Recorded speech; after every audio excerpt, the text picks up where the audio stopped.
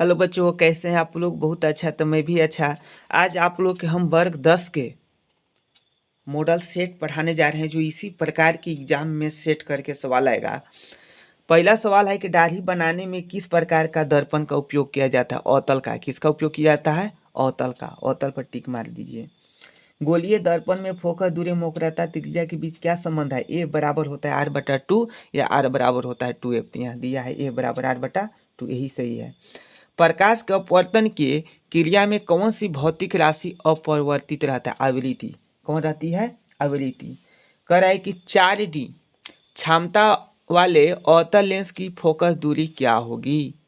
क्षमता कितना दिया है? 4D क्षमता वाले अवतल लेंस की फोकस दूरी कितना होगी? 25 सेंटीमीटर। कितना होगी?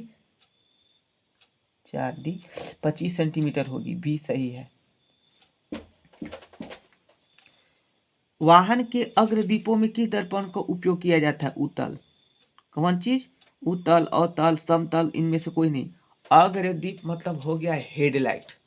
हेडलाइट जो है किसी भी चीज को हम लोग देखने के लिए जो उपयोग किया जाता है वो कौन चीज का? अवतल का। कौन चीज करते हैं?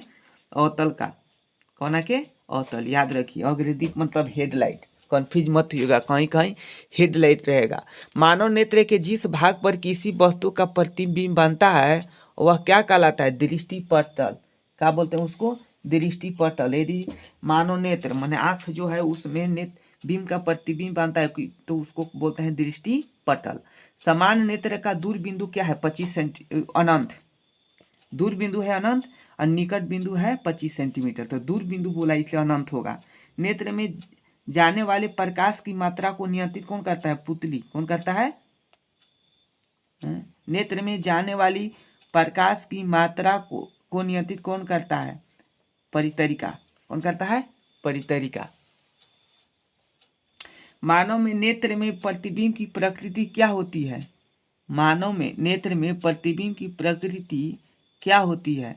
देखिए, मानव जो है वो है उत्तल लेंस। अब उत्तल लेंस जो उसका आंख में रहता है उत्तल लेंस, तो उत्तल लेंस जो है बनाता है उल्टा और वास्तविक। तो होगा उल्टा और वास्तविक, याद रख लीजिएगा। उल्टा और वास्तविक। कह रहा है कि एक kWh निम्न में से किसकी इकाई है? एक 1 kWh किसकी है? बी का, ऊर्जा का है। किसका है? ऊर्जा का। कूलाम किसका SI मात्रक है? आवेश का। किसका है? आवेश का। विद्युत आवेश का SI मात्रक का होता है कूलम्ब।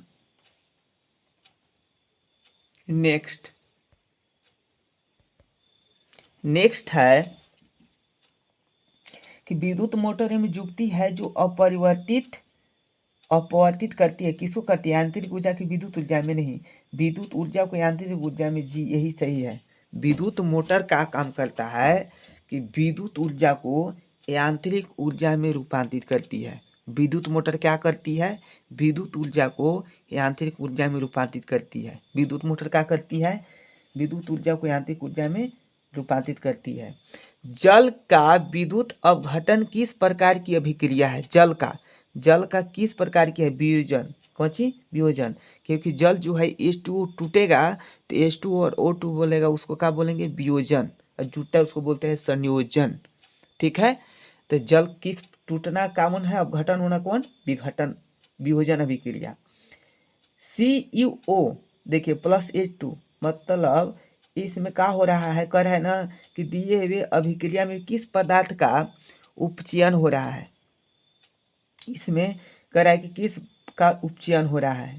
तो इसमें देखिए क्या हो रहा है कि H2 यहाँ ऑक्सीजन से जुटता है ना, तो हाइड्रोजन ऑक्सीजन से जुटता है। तो इसमें कौन जुट रहा है? तो हाइड्रोजन। तो आंसर होगा H2। डी विकल्प सही है। कौन विकल्प सही है? डी।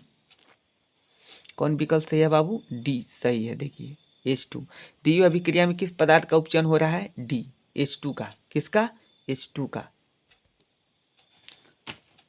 दिए हुए चित्र में किस प्रकार की अभिक्रिया हो रही है? दिए हुए जो चित्र है किस प्रकार की अभिक्रिया हो रही है? का देखिए प्रखनली है, धागा है, स्टैंड है और कॉपर सल्फेट का विलयन जो है लोहे की कील है। तो यह जो है आपकी कार्य किस प्रकार की? विस्थापन अभिक्रिया, क्योंकि इसमें ये विस्थापित हो रही है। कौन अभिक्रिया? विस्थापन अभिक्रिया। निम्नलिखित में कौन सा प्राकृतिक सूचक का उदाहरण है? Methyl orange. कौन चीज क्या कह रहा है कि मिथाइल ऑरेंज?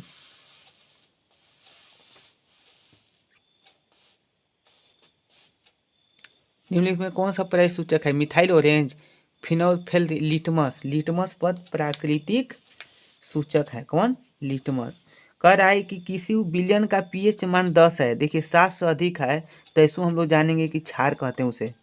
क्षारक या क्षार, तो क्षार दिया गया चित्र में ना। कह रहा है कि किसी विलयन का पीएच मान 10 है तो वह निम्न में से कौन चीज है? अम्ल है, लवण है, उदासीन है, क्षार। क्षार होता है। 7 से अधिक जो भी रहेगा क्षारक या क्षार होता है।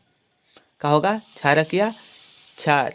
हमें हमेशा देखिए अगला कह रहा है कि दिए हुए गए चित्र में क्या सूचित होता है?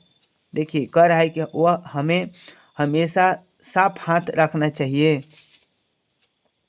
हमें प्रयोगशाला में हाथ धोकर जाना चाहिए, हमें अम्ल के से हाथ धोना चाहिए।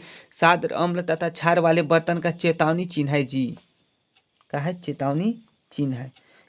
इमली में कौन सा अम्ल पाया जाता है? टार्टरिक। कौन चीज? टार्टरिक। बल्कि गलती लिखल है, ऊपर ही से होना चाहिए, टार्टरिक अम्ल। इमली में कौन सा अम्ल पाया जाता है? टार्टरिक अम्ल। याद हो गया? इमली में कौन सा अम्ल? टार्टरिक अम्ल। कोई टर टर करता है तो टार्टरिक। एग्जाम में जरूर कोई ना कोई टर टर करेगा तो टार्टरिक अम्ल याद रखिएगा कि इमली में कौन सा अम्ल? टार्टरिक अम्ल। करे कौन सा धातु, कौन सा अधातु कमरे के तार पर द्रव अवस्था में पाया जाता है? ब्रोमीन। कौन पाया जाता है? ब्रोमीन। कह रहा है कि कौन सा अधातु कमरे के ताप पर द्रवावस्था में। देखिए अधातु बोला है ना। अब पारा वाला का प्रश्न आता है कौन सा धातु है जो कमरे के ताप पर द्रवावस्था में रहता है, तब पारा बोलेंगे। लेकिन यहाँ अधातु बोला है कि कौन सा अधातु कमरे के ताप पर द्रवावस्था में रहता है, तो क्या होता है? ब्रोमीन। कह रहे निम्नलिखित में से किस पदार्थ का उपयोग अग्निमाशक बनाने में किया जाता है? अग्निमाशक किसको बोलते हैं? जो अग्नि को बुझाने में किया जाता है। तो सोडियम हाइड्रोजन कार्बोनेट। कौन? Sodium hydrogen carbonate, NaOH4। Sodium hydrogen carbonate, हाँ सोडियम, हाँ hydrogen carbonate, NaHCO3 carbonate, sodium hydrogen carbonate. आधुनिक आवर्त सारणी में किस आधार पर बनी है? जो कह रहा है कि जो आधुनिक आवर्त सारणी है, आधुनिक आवर्त सारणी वो किस पर बनी है? परमाणु संख्या पर। कौन चीज पर? परमाणु संख्या। आधुनिक आवर्त सारणी किस आधार पर बना है? परमाणु संख्या के आधार पर। कौन चीज? परमाणु संख्या के आधार पर। आधुनिक आवर्त सारणी किस आधार पर बनी है? परमाणु संख्या के आधार पर। याद कर लीजिए सब। नेक्स्ट, निम्नलिखित में से कौन से धातु सबसे अधिक अभिक्रियाशील है? पोटेशियम। कौन चीज है? पोटेशियम। पृथ्वी के भूपृष्ठ पर प्राकृतिक रूप से पाए जाने वाले तत्व या यौगिक को क्या कहते हैं? जो सबसे ज्यादा भूपृष्ठ पर पाया जाता है उसको पृथ्वी की भूपृष्ठ में प्राकृतिक रूप से पाए जाने वाले तत्व या यौगिक को क्या कहते हैं? खनिज। क्या कहते हैं? खनिज, जिसे खनन प्रक्रिया द्वारा निकाला जाता है। प्रोपेनॉल में कौन अभिक्रियाशील समूह है? प्रोपेनॉल। देखिए आ गया ऑल, ऑल मतलब हो गया अल्कोहल।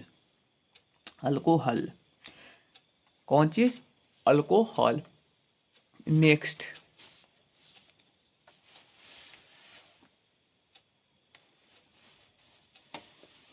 नेक्स्ट है कि प्रकाश संश्लेषण क्रिया में निम्नलिखित में क्या नहीं होता है? जब प्रकाश संश्लेषण की क्रिया होती है, भोजन अपना प्रकाश पौधा अपना भोजन बनाता है, तो निम्नलिखित में क्या नहीं होता है? जल का टूटना, ऑक्सीजन का मुक्त होना, कार्बन डाइऑक्साइड का मुक्त होना। नहीं, ये नहीं होता है। कार्बन डाइऑक्साइड नहीं निकलता है, ऑक्सीजन निकलता है, उसको हम लोग लेते हैं। ये तो ग्रहण लेता करता है। अगला है कि फ्लोएम में खाद्य पदार्थों का परिवहन पौधे में किस दिशा में होता है? फ्लोएम ये बनाता है, ऊपर से नीचे की ओर भेजता है, और जाइलम नीचे से ऊपर की ओर भोजन को बनाने के लिए लेके जाता है, लेकिन बनाया हुआ भोजन को ऊपर से नीचे की ओर लाता है। कौन? फ्लोएम।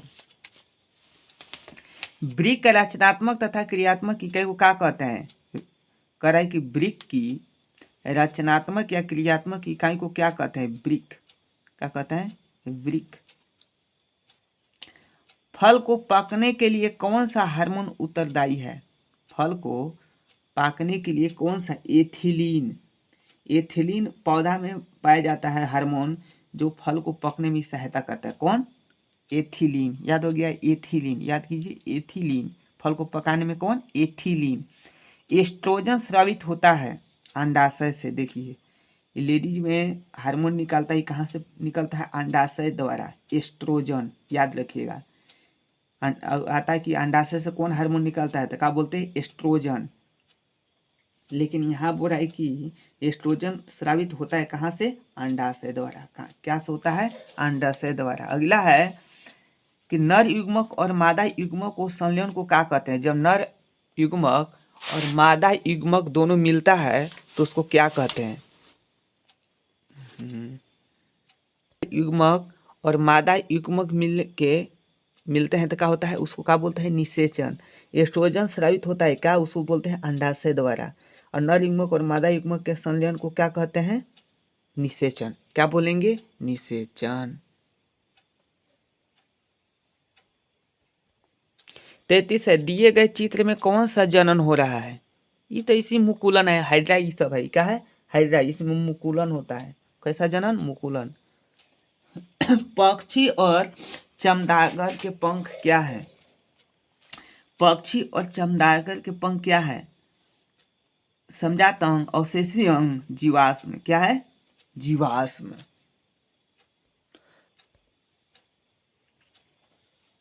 नेक्स्ट, मेंडल ने अपने प्रयोग के लिए किस पौधे को चुना? मटर के।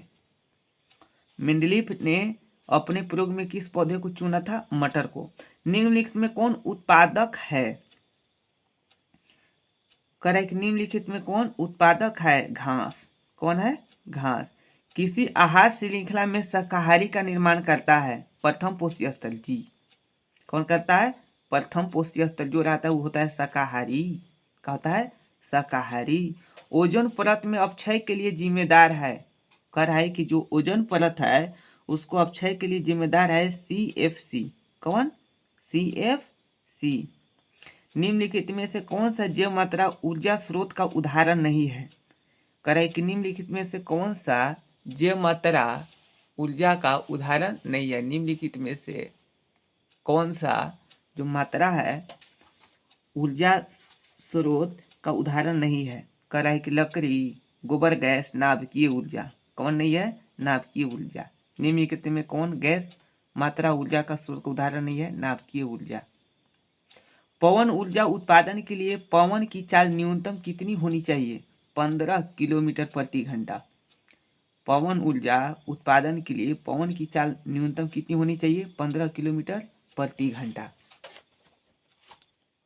Thank you. स्क्रीनशॉट